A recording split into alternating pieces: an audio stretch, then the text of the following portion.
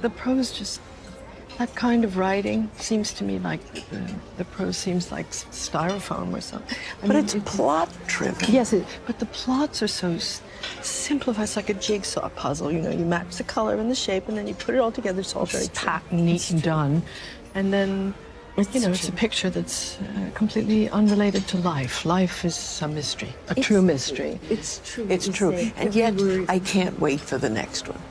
Hi everyone, I'm Dom Griffin, I'm a film critic, and you're watching the Armchair Auteur. This is an ongoing video series I do where we talk about new movies, old movies, screenplay analysis, and that sort of thing. So if you like movies, film culture, like to people pick it apart, please consider subscribing. Today we're reviewing the new HBO Max movie Let Them All Talk, directed by Steven Soderbergh, written by Deborah Eisenberg, and starring Meryl Streep, Dianne Wiest, Candace Bergen, Hedges and Gemma Chan. As I've said before on this channel, Steven Soderbergh is one of my favorite filmmakers ever. In fact, watching this movie put him over the top and made him in his rightful place as my most watched director on Letterboxd, which is pretty cool. One of the reasons I get so excited when a new Soderbergh movie comes out is because of how prolific he is and how much of a chameleon he is. He moves around between different styles and genres so easily, so every time there's a new movie, you get like a genuinely new vibe. I mean, sometimes it has overlap with old vibes, but it always feels like something brand new. Even if he's not making up an entire new type of movie or anything, it's just his working style kind of evolves and shifts depending on the needs of the story. For instance, his last movie was a Netflix-produced film called The Laundromat that sort of tried to out Big Short the Big Short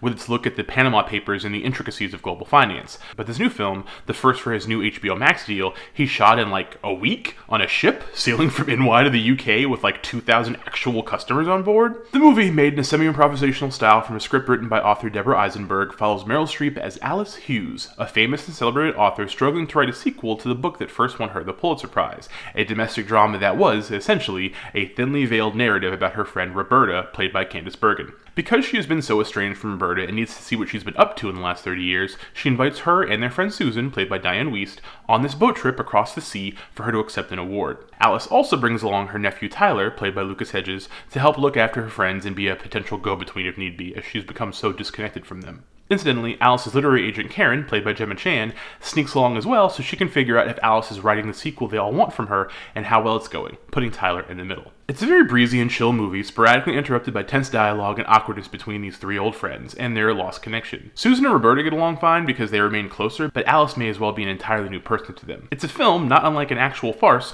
where everyone wants something from each other, but rather than be upfront and communicate those needs, they bungle through pleasantries and subterfuge. Karen wants to be let into her new client's creative process. Tyler doesn't want to betray his aunt, but is really taken with Karen. Alice does seem to genuinely want to reconnect with her friends, but it's clear it's more about finding new fodder for her book than she lets on. Roberta, who feels the book has literally ruined her life, ended her marriage, and doomed her to a life working retail, wants what she's owed. And Susan seems to be the only character who is largely content in her life, the mature figure trying to get her friends to drop a decades-old feud to enjoy the few years they have left together. It's refreshing to watch a film with such relaxed, dramatic stakes that nevertheless remains captivating. Part of that is the honesty and the approach to Soderbergh's storytelling, echoing in many ways his mentor Mike Nichols' work in being visually unobtrusive, focusing on giving his actors the room to get across whatever they need to get across. With his sharp staging and the enhanced natural lighting he loves so much, this feels like the highest artistic form of the kind of throwaway movies older actresses have to make every year. Like, I don't want to disparage 2018's Book Club, a movie I thoroughly enjoyed for many reasons, not the least of which is how hunky Don Johnson looked in it, but seeing Candace Bergen get to flex her acting chops so fully for the first time in years is a real treat. Dianne Wiest has always been a fave, from her Woody Allen days to her tenure on Law & Order, and Hedges and Chan both deliver strong work, allowing for cross-generational conversations about the nature of social connection to flower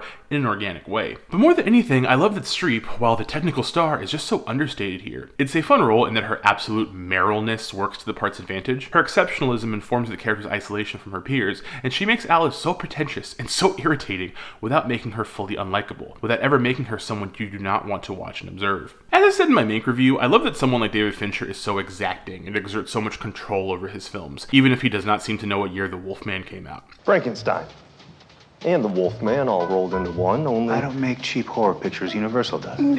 But I just seriously prefer Soderbergh's approach here. It's so open and unfussy and adaptable. He just bangs out these interesting little movies like it's no big deal and jumps along to the next one. I do think that Let Them All Talk ticks a lot of interesting boxes for me, and on some level, I dig its exploration of the creative process and inspiration and what artists owe to those they burgle from, as it feels kind of like a meta-commentary on his approach to the film industry and his feelings about his peers. But I'm not so sure Let Them All Talk really sticks the landing. Its third act shifts gears in an unexpected but unsurprising manner, and though it feels like the right narrative decision, especially in how it hits home about treasuring the happenstance of life and not defeating yourself by trying to control everything, it still didn't fully work for me. Maybe I'll feel differently on a second viewing, but now I'm just grateful we've got new Soderbergh content and that it's only a click away while theaters nearby me personally remain closed. I feel like Let Them All Talk is going to end up in my personal top 10 for the year, but it might not be super high up there. Like, it's not, like I said, groundbreaking or mind-blowing or anything like that, but it's a good movie. It's a damn good movie. I really liked watching it. I do want to check it out again to see if I like the ending a little bit better this time. Maybe I will, maybe I won't.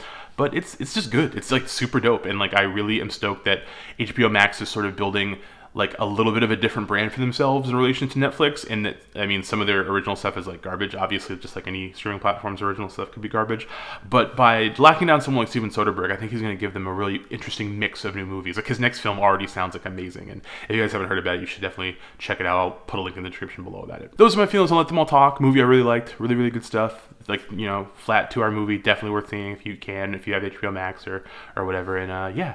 If you guys like this video, give it a thumbs up. If you have not subscribed, subscribe. Hit the little bell icon so you get notifications when I put out new videos. Got plenty more reviews to come before the year is out. And if you have any thoughts about the movie or about Steven Soderbergh or any of this stuff, talk to me down in the comments below. I'll be around. I don't have a lot else going on at the moment, so I appreciate the company. And yeah, hope you guys are being good to each other and yourselves. Thanks again. See you in the next one.